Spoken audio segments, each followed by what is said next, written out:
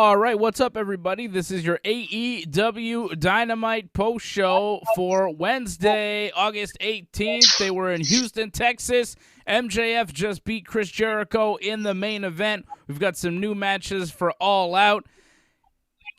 And Jon Moxley, what a promo from that guy. We'll talk about that. Let's go.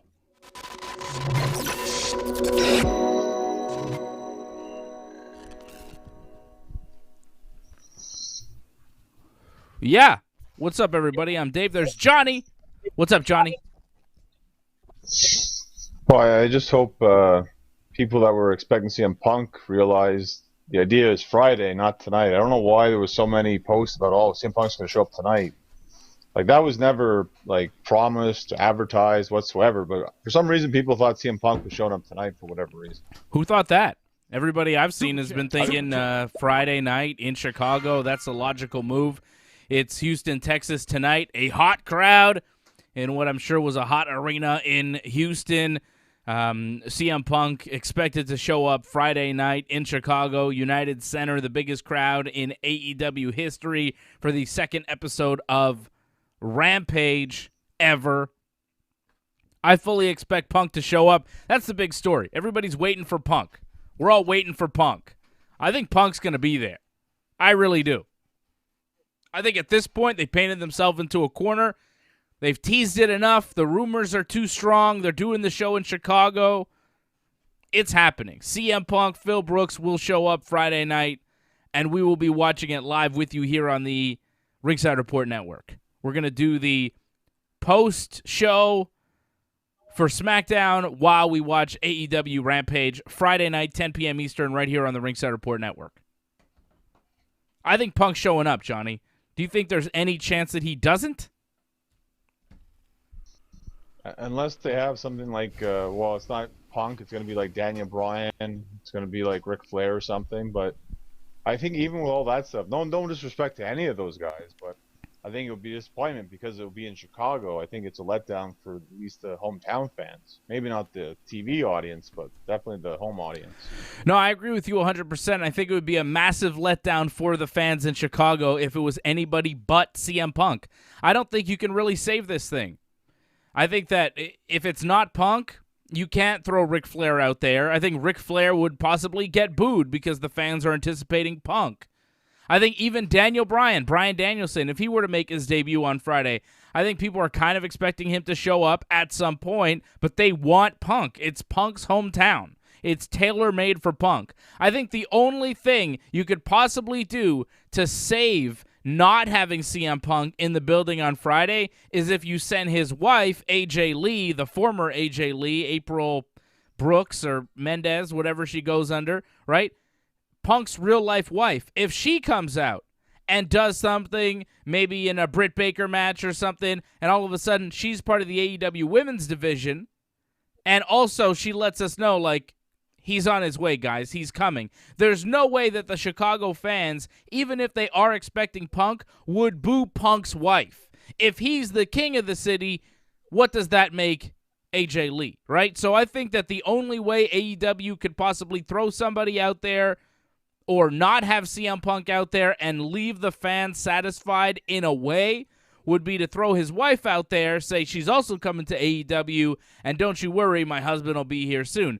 The only problem with that scenario is you kind of kill the buzz for Punk because you send AJ out there, and then when Punk does show up eventually, it's like, yeah, we knew. You're late. Where have you been, I don't think there's any way around it. I think either way you slice it, CM Punk has to show up on Friday night. And it's an appearance. I don't think he's going to wrestle. They've kind of announced pretty much the whole card already for Rampage.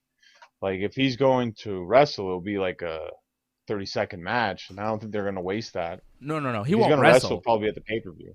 No, yeah, if he does, that's it. Yeah, it'll be an appearance. He might talk. He doesn't need to do anything. He just has to show his face and walk into the ring. That's all he has to do. He doesn't have to talk. He doesn't have to wrestle. He doesn't have to do anything. He just has to show up. I wouldn't mind a promo, to be honest, but... Well, yeah, I think all of us would enjoy a CM Punk promo, but I think we could wait for it, and I think that him just showing up and being there might be enough. I think he'll probably talk. He'll say something. I don't know what he'll say. But I anticipate CM Punk on Friday. I really think that he will be on AEW Rampage Friday, a big weekend in professional wrestling. Brian Firth dropping a super chat. Thank you, Brian. Asking me about NXT TakeOver on Sunday.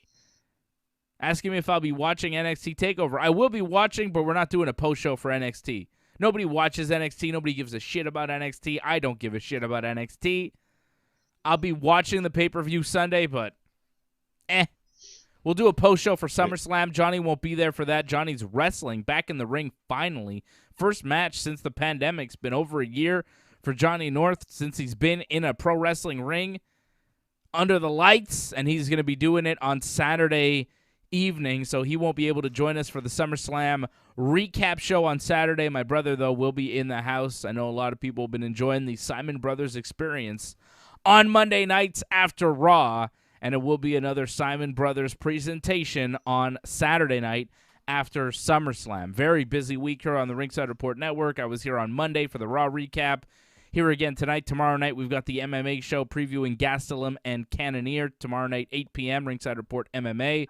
Friday night after SmackDown, like I said. And then, of course, on Saturday for the SummerSlam post-show. So we're going to hold off on post-shows for the NXT TakeOver because, really, I don't care enough for it. Okay. Well, NXT is also a dying brand, too, is it not? Like, it's not even going to be what it is in a couple of weeks, isn't it? I don't know. What's the latest rumor? I mean, NXT seems to be falling apart. Every day there's a new story about how NXT is just dying. What happened now? Did I miss something? Well, I just heard that they want to make it more like how it was FCW, where it's not even really a brand. It's more of just the training kind of show where it's like you're seeing the future, and that's about it. There won't even be much of like storylines. I mean, maybe a little bit, but not too much. Yeah, well, whatever. I mean, I've lost interest in NXT, so I don't really care what they do with it at this point. I mean, it's too bad. They had a nice, viable brand, but it made sense. At a certain point, it was the most interesting brand. And we all know, like, you know, when ECW, the revamp got too interesting, they decided to kill it and water it down. Like, that's what they do. WWE tries to do these other brands and put other people in charge, but eventually, over time, Vince just kills it because if it gets hotter than Raw or SmackDown, it becomes a problem.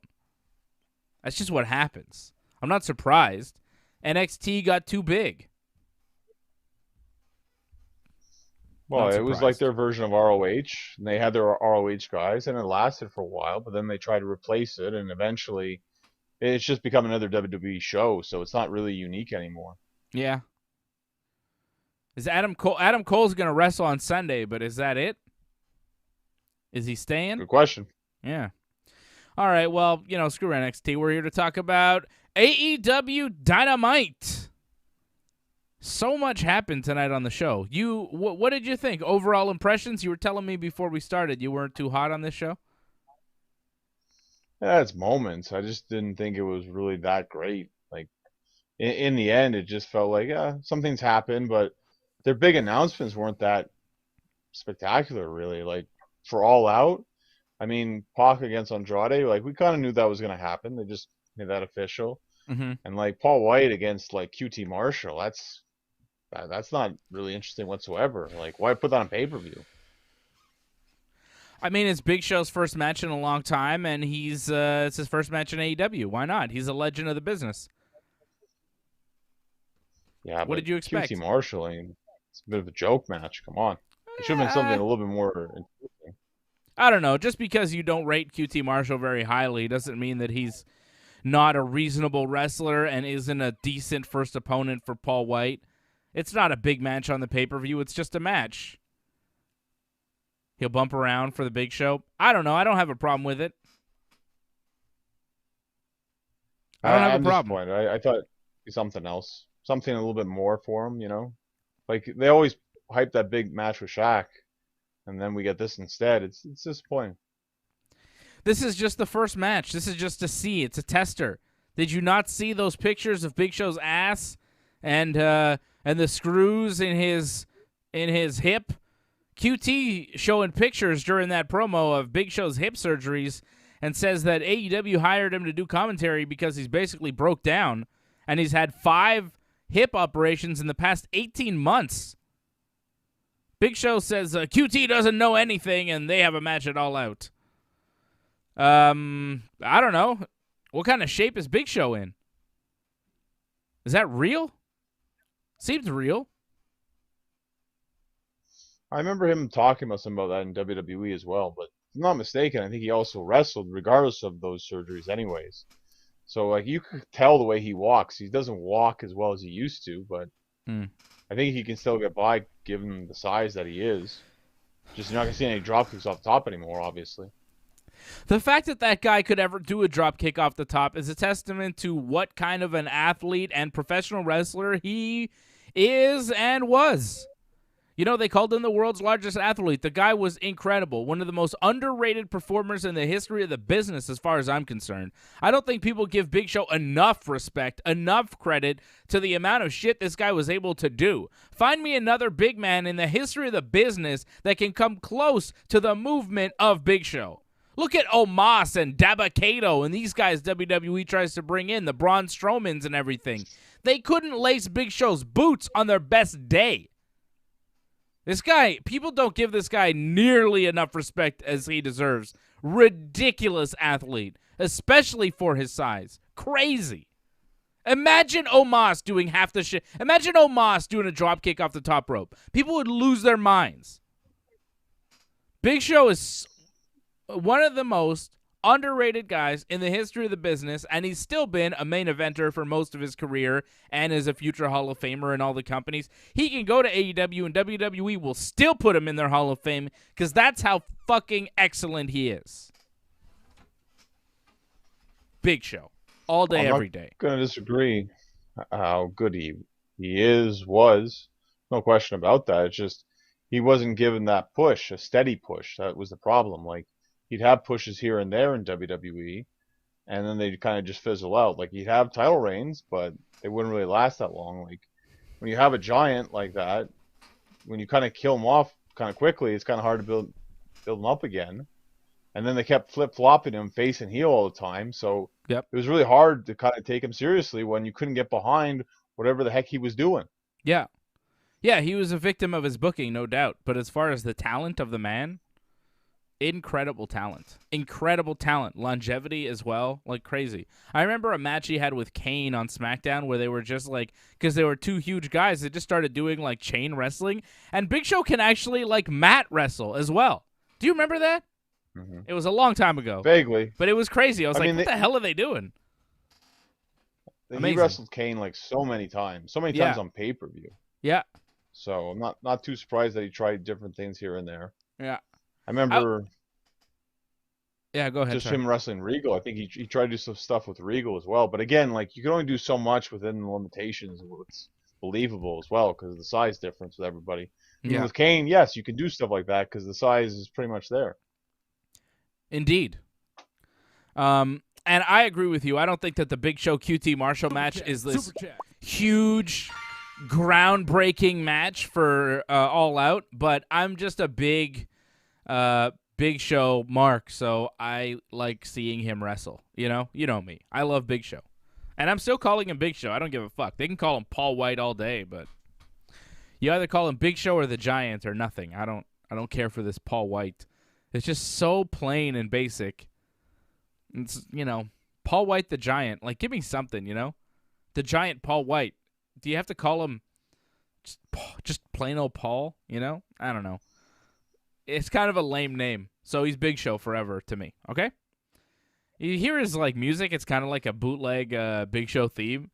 I feel like it's the same guy singing it. Instead of saying, well, he just says, yeah! Have you heard that song? It sounds like a fake version of the, well, it's the Big Show. Well, they got the same. Huh? They got the same guy that sang the original song to sing that one. Did they really? And it does say, yeah, they did. And it does say well as well. He says well? Yeah. Well, they should have got me to sing the fucking song. I'll tell you that. I can't believe they got the original Well, It's the Big Show guy to sing that song. Fantastic. AEW getting those little details down. Okay, Angelo dropping a super chat. Thank you, Angelo Contagonis. He's saying at least Guevara's engaged. Yeah, that was the big announcement from Sammy Guevara. I gotta say, as far as big wrestling announcements go, that really didn't do it for me. I was like, that's nice. Good for you, Sammy Guevara. And Pam. Angelo in the chat. Thank you, Angelo. He is a member of the team. Don't forget to join. Become a member. Click that join button if you're watching us on YouTube. Angelo is in the chat. Franco316, a member as well. Brian Firth, always supporting the team. Shout out to Ray Cruz watching us all the way in Iqaluit, Nunavut. Out in Nunavut. Real northern shit there in Canada. Is it cold there this time of year? Because it's really hot here in Montreal, but I would assume it's not that cold up there, right? It's got to be warm-ish.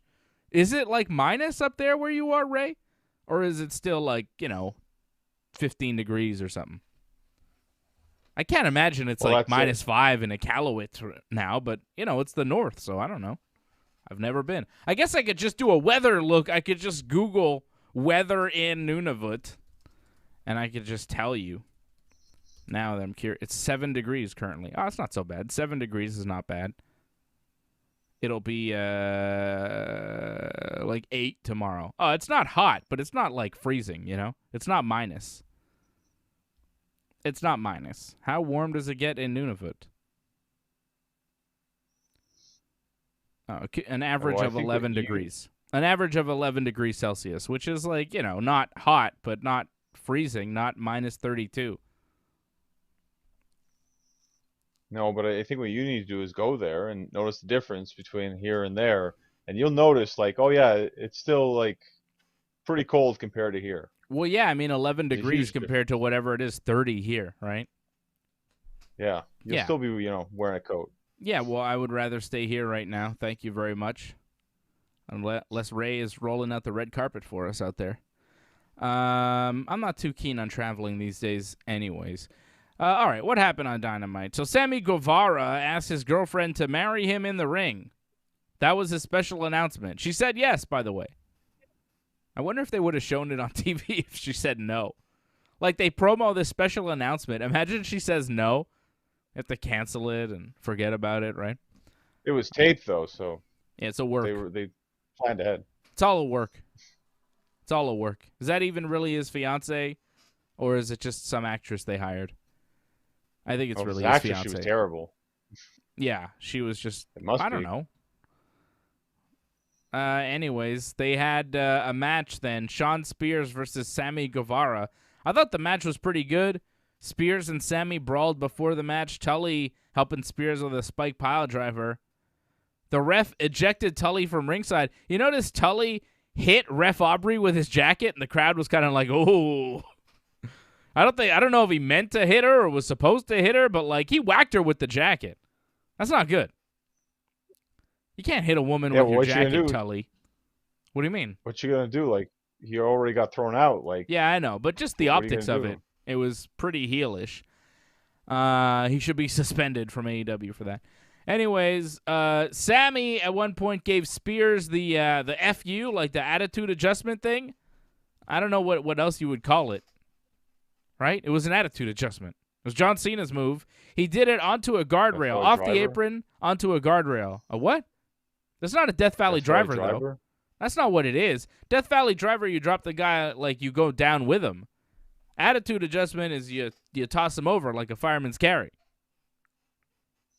Yeah, but he was going down with him to the outside.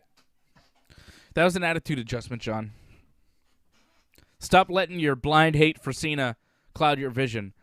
But I don't understand. Sammy, like, busted him through the guardrail. Like, they had the guardrail set up, and Spears bent the guardrail with that move.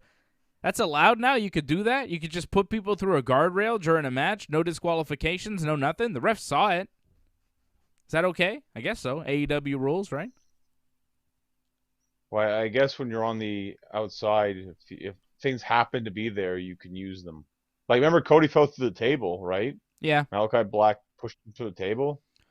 I guess that's allowed. Sammy did a nice 630 senton for a 2 count. Good God almighty, that guy can flip.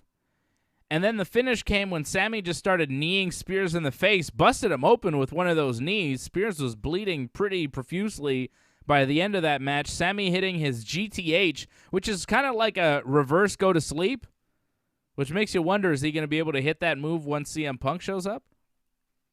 Hits the GTH for the 1-2-3. GTH, I think it's, it's a reverse go to sleep. It's a reverse GTS, Punk's finisher. Maybe Punk will start using a different finisher in AEW. I don't know. Maybe he'll bring back the Pepsi Plunge.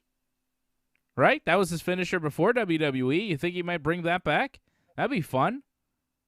Maybe he just does a pedigree. Straight pedigree in the middle of the ring. I don't know. I could see Punk coming back with a different finisher, though. Sammy Guevara using the GTH tonight was interesting. Beat Spears. I thought that match was fantastic. One of the better matches tonight. Yeah, but you listed some of the problems with that match. Like, again, some of the brawling, kind of nonsensical. And also, you missed another spot that they did, where they did a double springboard into, like, a cutter. Yeah. Like, they did a lot of awesome, amazing moves in the match. But that was amazing. Like, a lot of it was great, but it felt like it was way too much, though. It's like, you do all this, and then the GTH, the finish, like, that felt kind of like a letdown. If you see all these incredible moves, and then that's the finish, like, it felt like a letdown. I don't know. It was like knee, GTH, 1-2-3. It was like a series of knees followed by his finisher. I thought that was a great finish. Worked for me. Why is that a letdown? It's his finishing move. He hit a bunch of knees. He busted him open with knees and then hit his finisher. It's pretty good. It was like a climax to the match. The crowd was really hot in Sammy's hometown. Sammy was over huge. Spears was getting massive heat. That match hit for me. I thought it was fantastic. Great stuff. Happy to see Sammy get that in his hometown. You don't like to see a guy get busted open and then finish right after? I thought that was fine.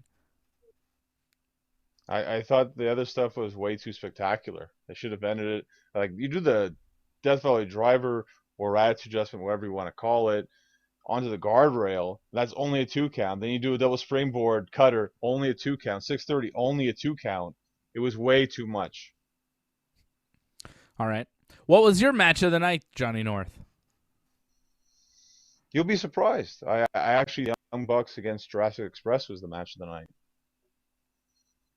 Okay. I am surprised. I didn't feel that match was the best one of the night. I didn't hate it. I thought it was all right. Overall, I thought Dynamite was pretty good tonight. I thought we saw some good matches. Young Bucks wind up beating the Jurassic Express BTE Trigger on Jungle Boy.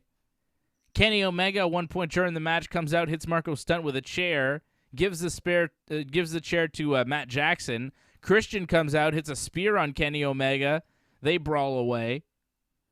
Matt tried to use that chair on Jungle Boy, but then Jungle Boy instead reversed and suplexed Matt Jackson through the chair for a 2 count. Nick made the save. Anderson, Gallows, Nakazawa, Cutler, all ringside trying to interfere. BTE Trigger there on Jungle Boy to get the Young Bucks over for the pinfall to retain the tag team titles. I'm surprised this is your favorite match because there was a lot of interference, a lot of stuff going on. I mean, Christian and Kenny were involved in this match.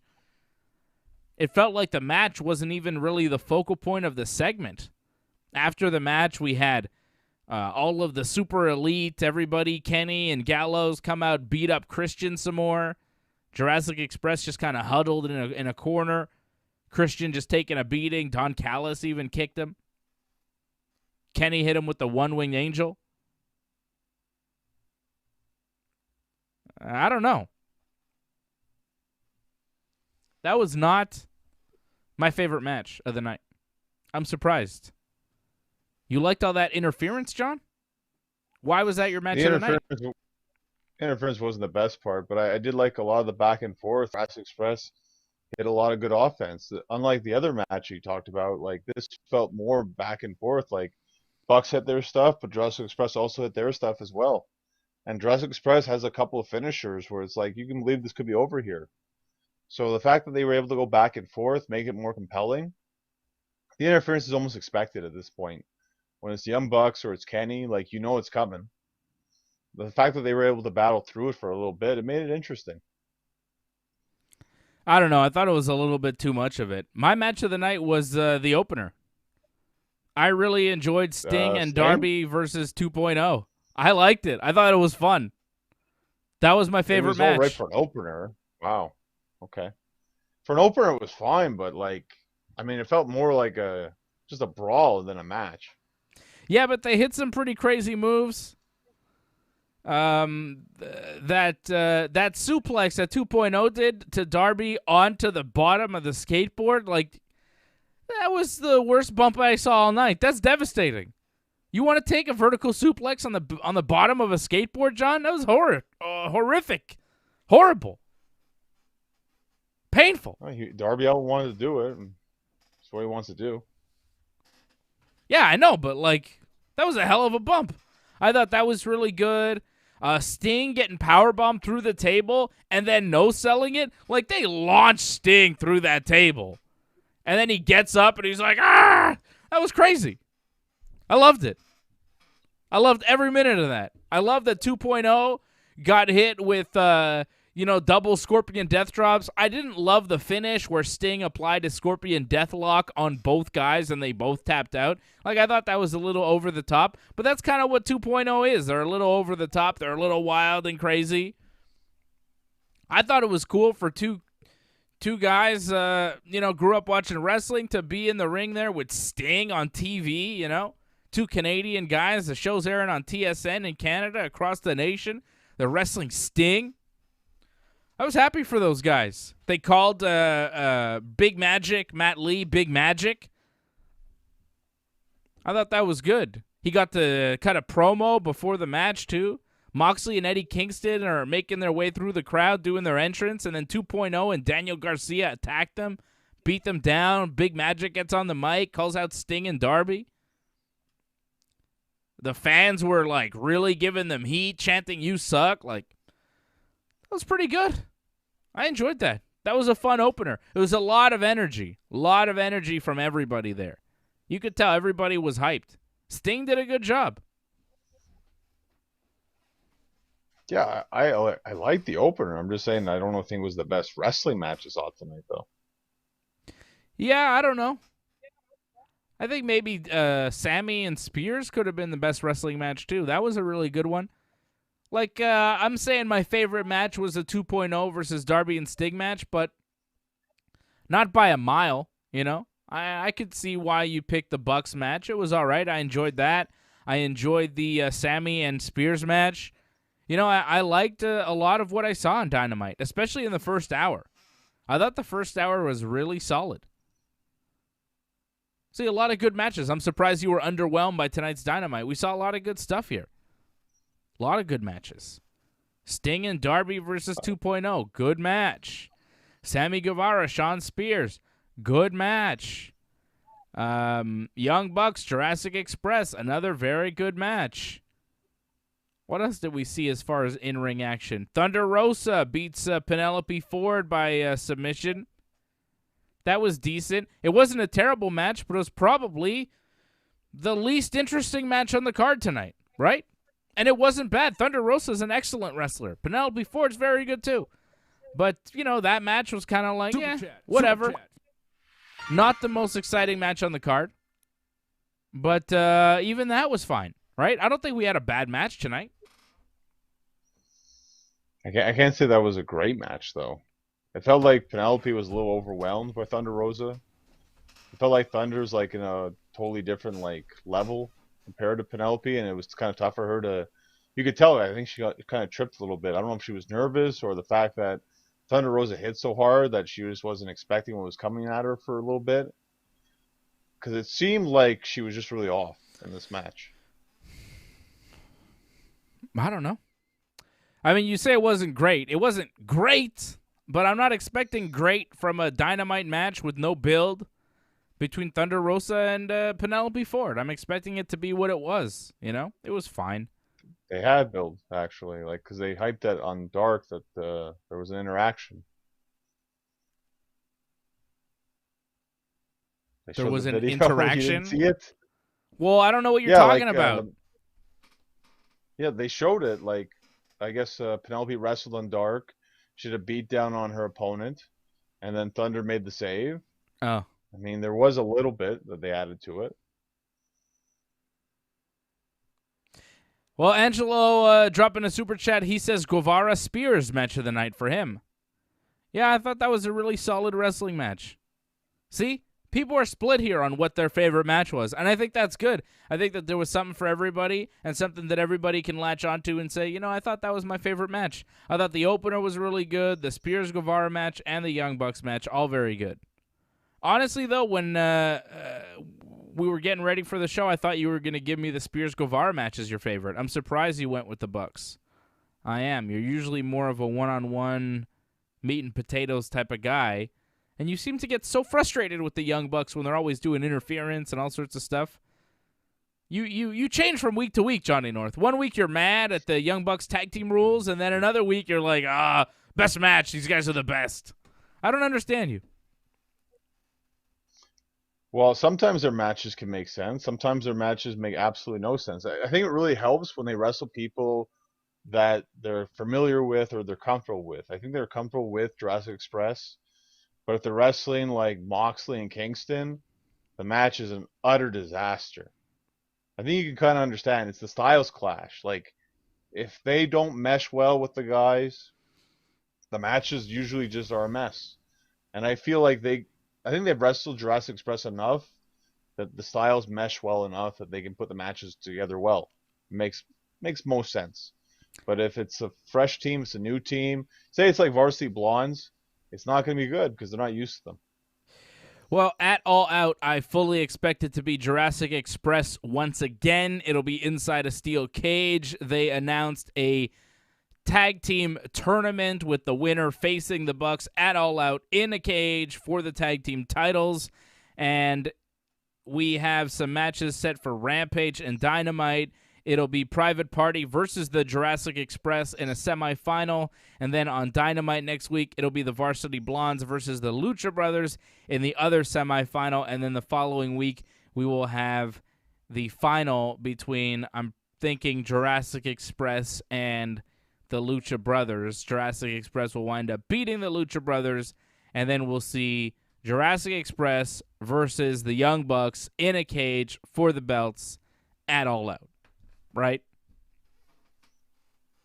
I kind of hope it's Lucha Brothers. I think that's the best match you can get out of this whole, like, different scenarios. Yeah. But and again, they're super over. Like, you don't see them enough on Dynamite, but the fans love them. Yeah, but that's not the way the story's going, sadly. Right. I mean, you can see where it's going, right?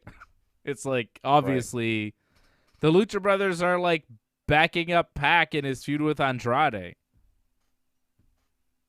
They're not doing anything with the Bucks. Right. It's not going to happen. It's going to be the Jurassic Express again. I agree with you, but it's not going to happen, right? Andrade's probably going to cost him the match, and it's going to help build towards his match with Pac, but like, it's kind of a bummer because like that's not the best match you could do. I mean, Lucha Brothers against Young Bucks. I mean, that's a big match in a cage. In a cage would be sick. It would be sick.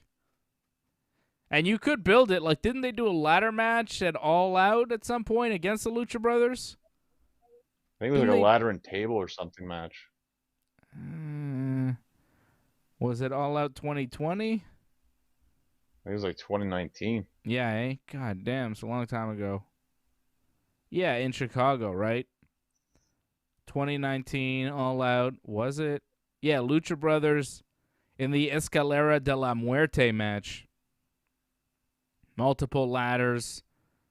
Lucha Brothers beat the Young Bucks for the AAA World Tag Team titles 2 years ago in a ladder match at All Out in Chicago. I mean, there's a way to build it. Just because the Lucha Brothers are involved in this thing with Pac, like, it doesn't mean like that's what they're doing for the pay-per-view, because Pac and Andrade, that's a one-on-one. Lucha Brothers, if they're involved in that, they're not wrestling. They wrestled the Bucks 2 years ago in a ladder match at All Out in Chicago. The last time All Out was in Chicago, That's what happened.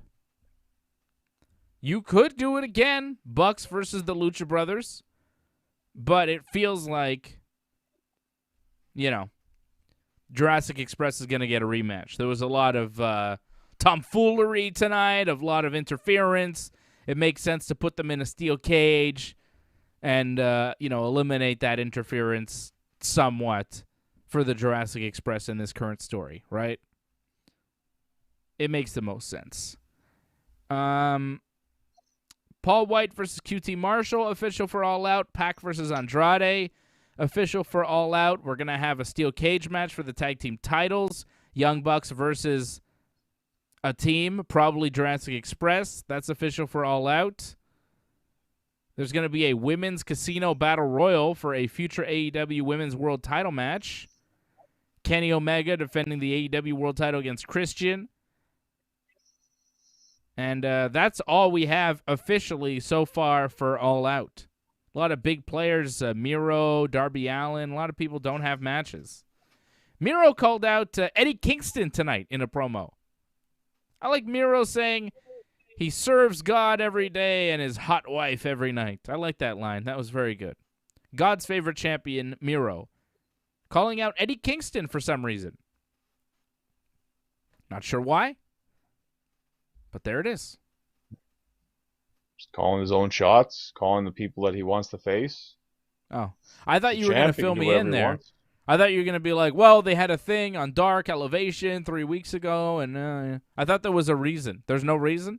When I say that, usually you come up and you're like, well, you see, Eddie Kingston and Miro, they had it. But no?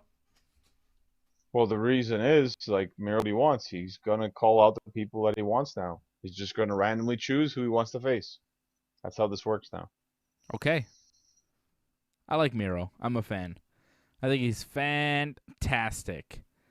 What else happened tonight? Dan Lambert. You want to talk about Dan Lambert? I guess we have to. I mean, he was on the show. What's the problem, John? You didn't like Dan Lambert?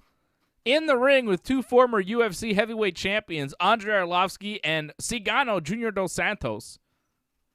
I like Dan Lambert saying, AEW wrestlers knew last time that they could come and attack me because I had Jorge Masvidal and Amanda Nunes with me, and UFC contracts prohibit them from getting involved in professional wrestling. But I called my friend Dana White, and I got a special exemption for my guys here tonight.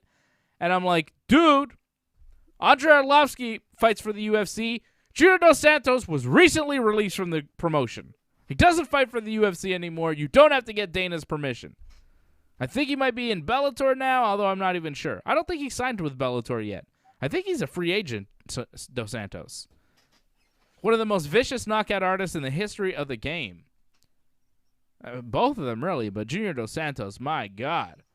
Arlovsky's still a badass. I was hyped to see those guys. See, John, I'm a bigger MMA fan than you are. So when I see Cigano and the Pitbull in the ring, I'm like, yeah, look at those bad motherfuckers.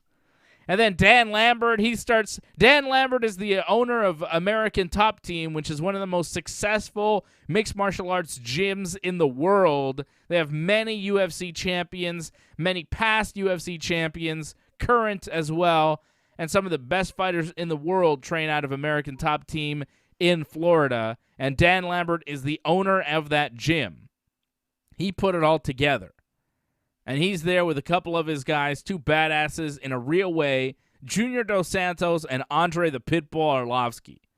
And then Dan goes on his rant about AEW and how they're trying to prevent him from talking, and they're blocking free speech, and they're all aboard the cancel culture train that the whole culture is jumping on, and on all this kind of stuff.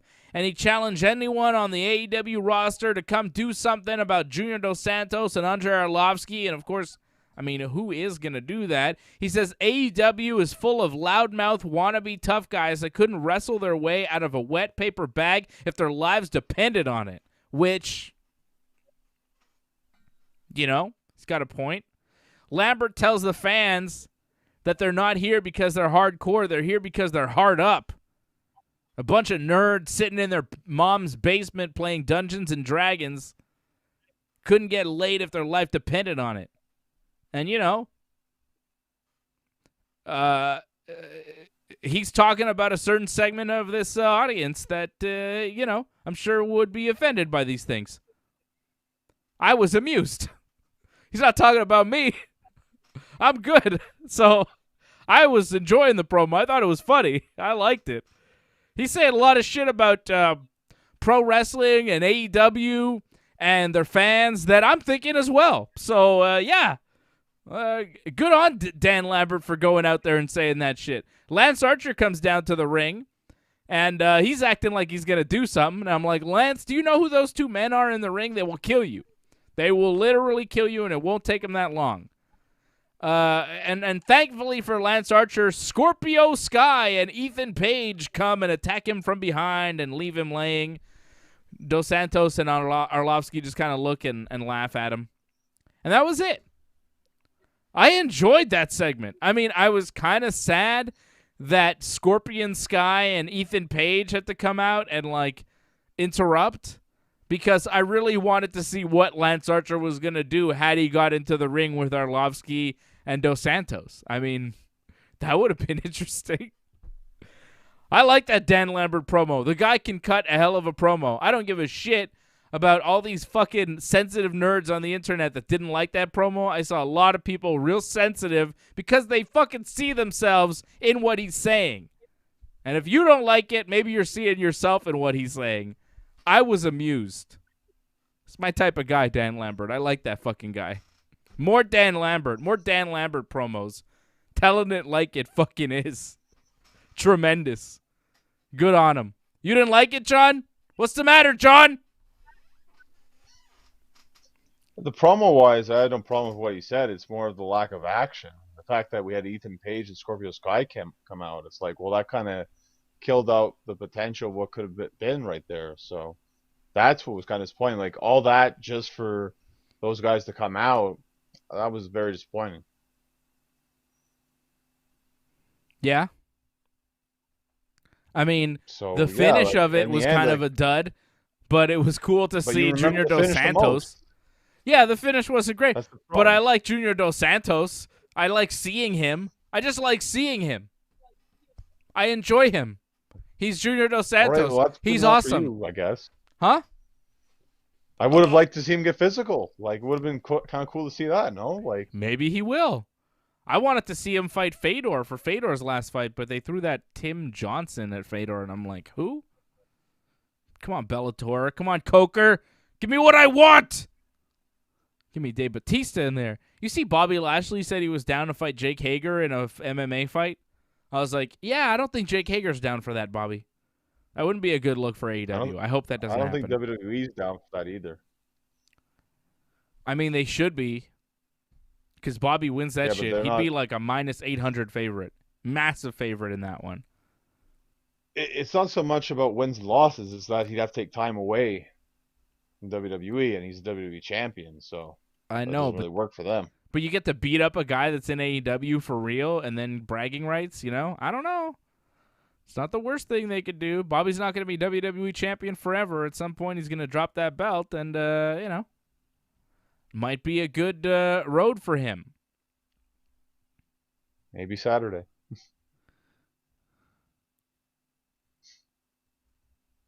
You think he will? We're going to preview SummerSlam on Friday night, but you think they're going to give the belt to Goldberg again and then have him drop it in, like, Saudi Arabia in October, which, like, ugh, double gross. Like, I threw up a bit in my mouth saying Goldberg champion and then Saudi Arabia. I was like, ugh.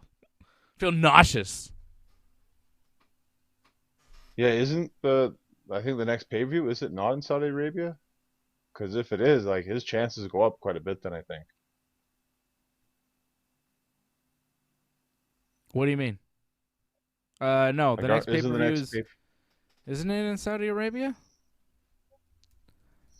They're either in September or October.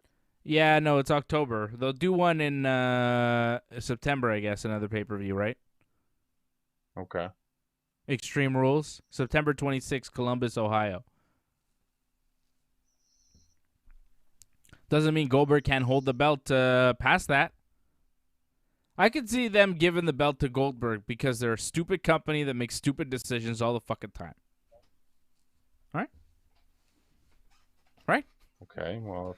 I mean, come on. Their booking decisions are pretty bad a lot of times, no? You think Goldberg is a good idea, though? You think that would be a good idea? Because you're a big Goldberg mark, right? It'd be a surprise. You like Bill Goldberg. It'd be a huge surprise. I think people like surprises. I'd rather John Cena be the surprise winner than Goldberg. If you're going to give the belt to one part-timer, give it to fucking Cena. At least he's earned it. At least John Cena didn't end Bret Hart's career. Fuck Bill Goldberg. That old piece of shit. That fucking jabroni. Yankees just swept the Red Sox, too, by the way. Fuck the Red Sox. Go Yankees. Sweep, baby. Sweep. Let's go. Not going to win the division, but wild card's okay. Yeah, well, fuck the Red Sox, all right? They're not going to win anything because they suck forever.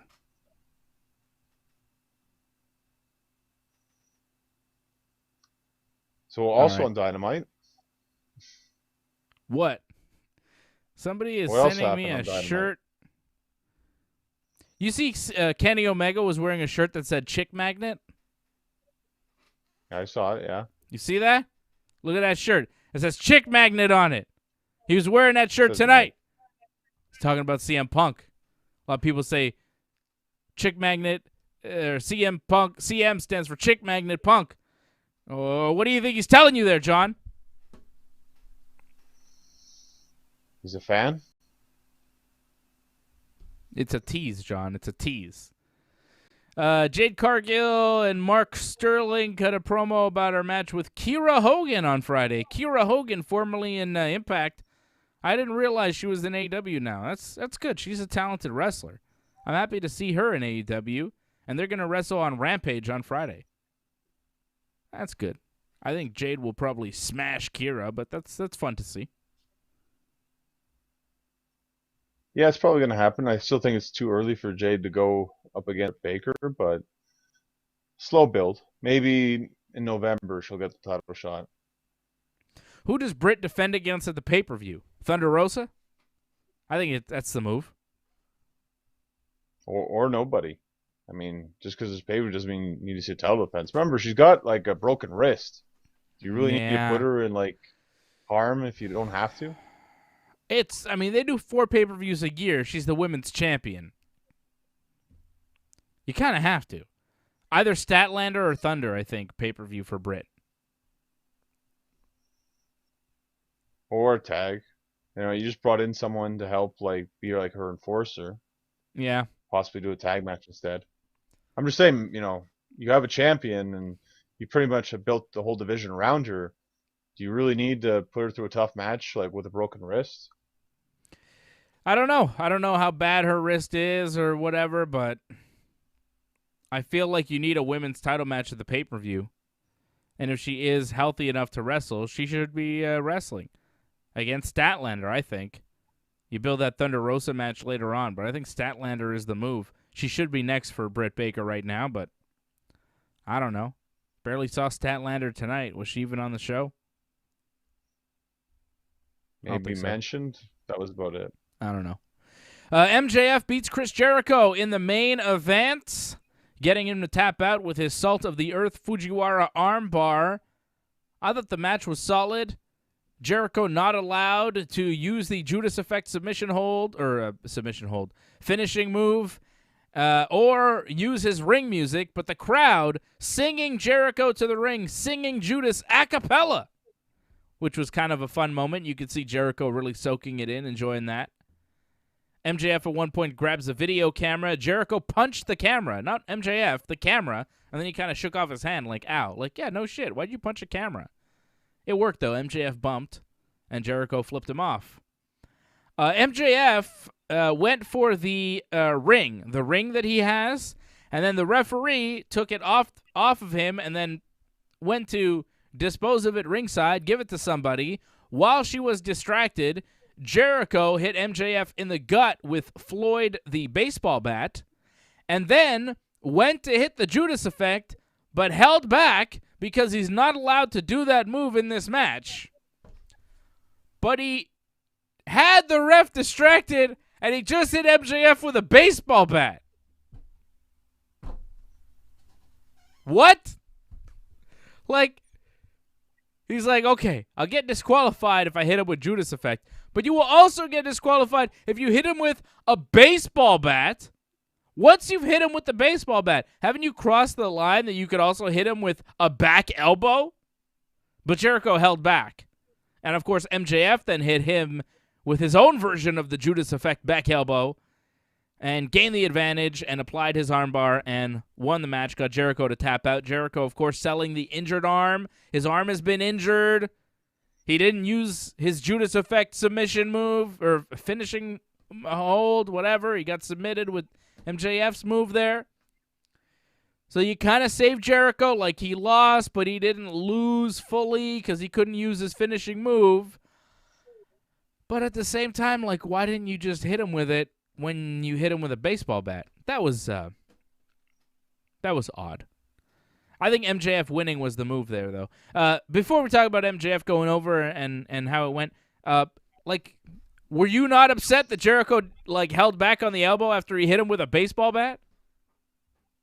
What?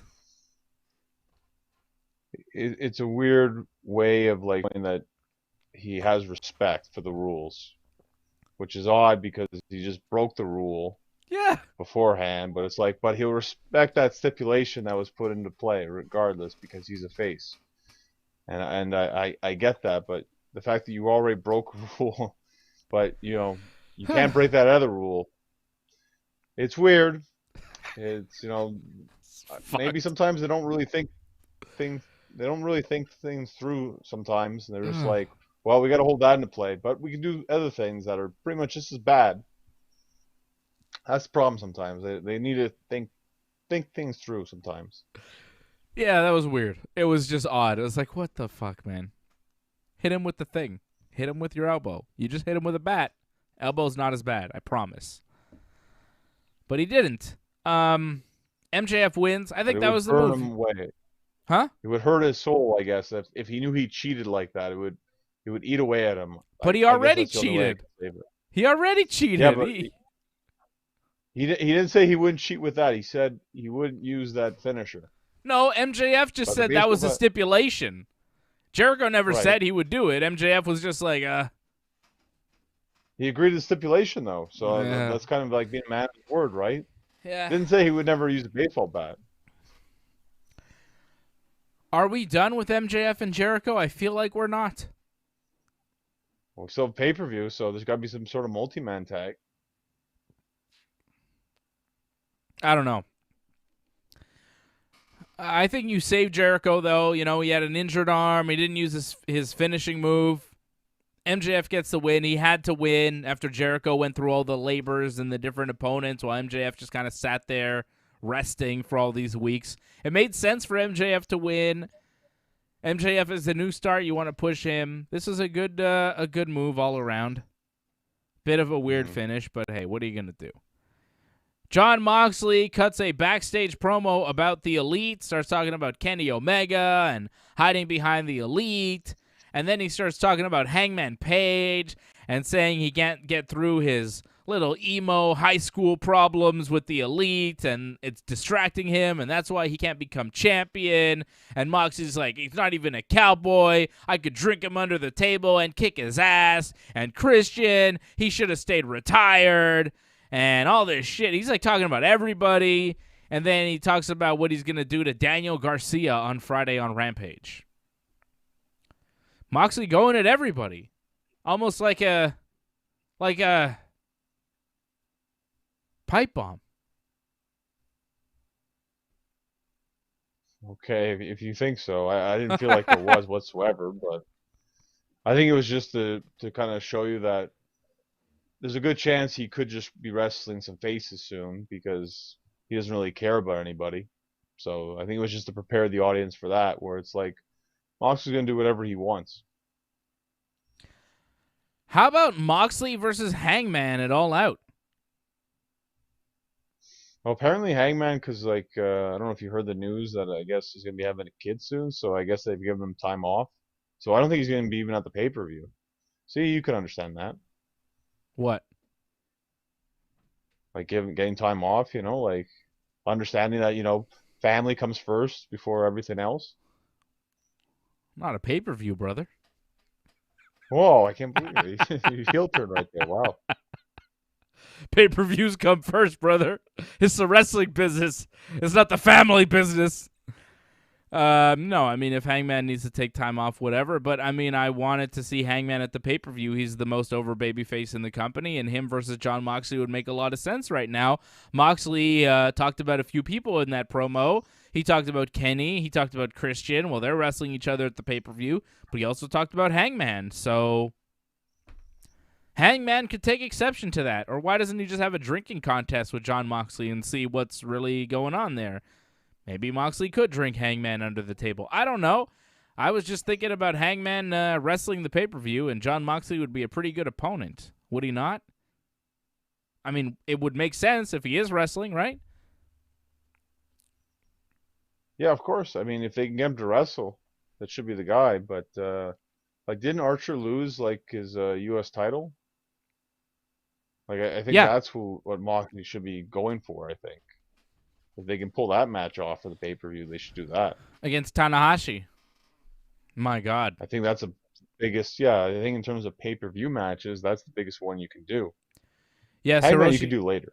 Hiroshi Tanahashi did beat Lance Archer over the weekend to become the new IWGP United States champion. And Tana versus Moxley would be crazy for the pay-per-view. That'd be a massive match. Tanahashi wrestling on an AEW pay-per-view, like, holy shit. The ace of New Japan. Go ace. I'd freak out. You know me and Tanahashi, John. You know how much I love Tanahashi. That guy on AEW, I'd lose my mind. He's got to do that air guitar thing. My God. What a guy. Gotta love Hiroshi Tanahashi. That's the match, I'm just John. going with the idea. Yeah, I'm just going with the idea you want to make the pay-per-views the biggest they possibly can be, and I think that's for Moxley, that's the biggest match you can make for him. Next week it'll be Malachi Black versus Brock Anderson, Arn Anderson's son. Arn doesn't want Brock to do the match, but Brock says it's not up to Arn, and he's going to do it whether his dad likes it or not.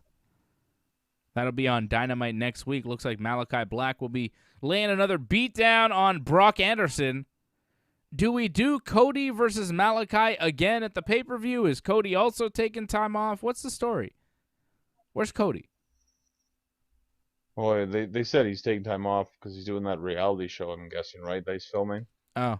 So he's doing that. Is he going to come back in time for the pay-per-view? Who knows? I think that would just be great timing if they could pull that off. If not, yeah, they're going to need somebody. Malachi should be wrestling pay-per-view. It's tough, though. I mean, there's not a lot of top-quality opponents for him to wrestle.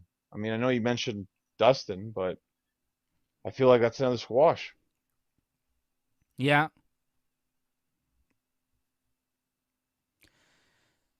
I don't think we're there yet, but Darby versus Malachi Black would be awesome. But I don't think we're not there. there yet. No. But don't you want to see that? He's probably going to wrestle. But I think Darby's probably wrestling Punk, right, at the pay-per-view? Is he? Well, from what I gather, or from what I'm kind of putting together, looking at this, Darby Allin kind of made the challenge saying that he's best in the world or whatever, and Punk's going to confront him about that, right? And I'm guessing that's how we're going to get the match for All Out. Darby, though, one of the top 5 babyfaces, top 3 possibly, in the whole company. CM Punk coming in is going to be a babyface. How do you work that out? Darby's a weird first matchup for Punk. Yeah, the match will be good, but booking-wise, is Punk going to come in as a heel? How does that work? You're not turning Darby anytime soon. He's Sting's tag team partner, He's not turning. Right. I mean, it'd be interesting if you made Punk a heel. It'd be tough to do, obviously, the first go around because you're going to be in Chicago for 4 shows in a row, so that's going to be tough. But I think in terms of this, again, you're looking towards having the best match you possibly can. And I think for a first match, it's probably the best you can for CM Punk at this point. You talk about matches he wants to have. That's one of the matches he wants to have. CM Punk as a heel, to me, is the best version of CM Punk. So turning him heel, I don't think would be a bad thing. As soon as possible. I think the best Punk we've ever seen is heel Punk. And he could easily do it. He's talented on the mic. He could turn himself heel in his hometown on his first night. He could. You know he could. Oh, we'll find out Friday, right?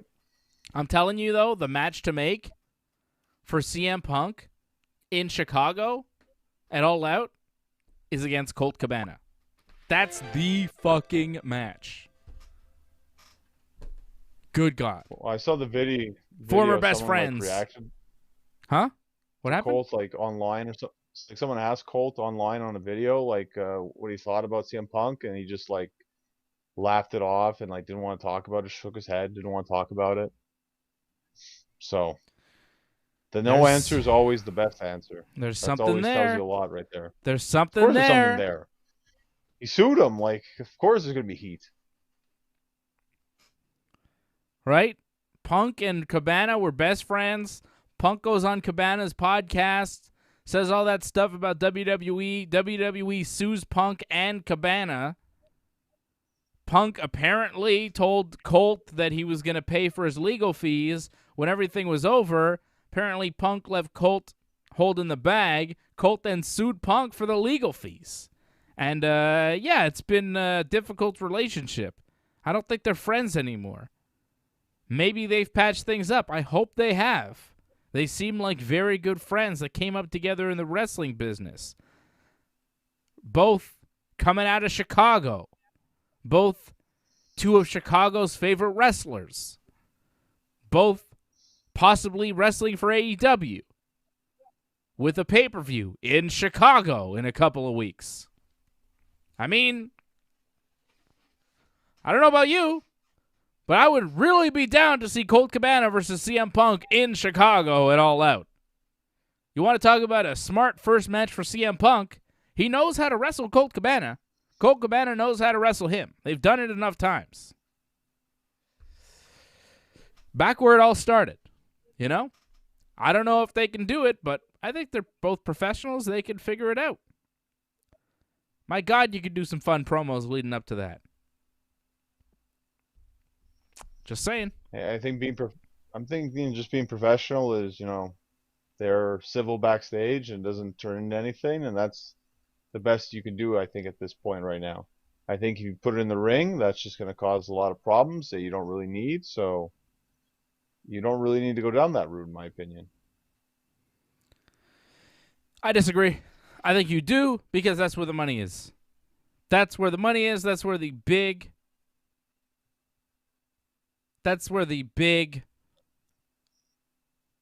interest is among the hardcore CM Punk pro wrestling fans. I think that there's something there. I think you could do a good story there that you might not have time for if you're going to debut Punk here on Friday and set up a pay-per-view in like 2 weeks. I don't know. So we have Paul White versus QT Marshall, official for All Out. Pac versus Andrade, official for All Out. Jade Cargill versus Kira Hogan on Rampage. Private Party versus Jurassic Express in a semifinal of the tag team tournament on Rampage. And Jon Moxley versus Daniel Garcia set for Rampage this Friday. Dynamite next week, we'll see Red Velvet versus Jamie Hayter. The Varsity Blondes versus the Lucha Brothers. Orange Cassidy versus Matt Hardy. And Malachi Black versus Brock Anderson. But we're all waiting for Friday night, AEW Rampage, and the potential debut of CM Punk in AEW. A lot of questions will be answered on Friday night. And you heard the fans tonight when they started showing images for Rampage and the matches that were going to happen on Friday. You heard them chanting, CM Punk, CM Punk. They know. Hot crowd tonight. They look like they were on their feet the whole time. Loud, booing the heels, cheering the baby faces. That they were going hard tonight. Great crowd in Houston. It'll be another great crowd in Chicago on Friday night, and we'll be watching with you. You get to see our reactions live to whether or not CM Punk debuts on AEW Rampage. This Friday night, we do the AEW Rampage watch-along now right after SmackDown. We watch SmackDown. We come on here at 10 p.m. Eastern. We watch Rampage with you. We recap SmackDown, and we'll preview WWE SummerSlam as well. Myself and Johnny North back with you right here on the Ringside Report Network Friday night at 10 p.m. Eastern Time. I'll be back here with Freddie and AJ tomorrow night for Ringside Report MMA. I see my man Bob Burgers saying he won some money at Bet99 because of our picks. Last fight went with Cyril Gann and the TKO.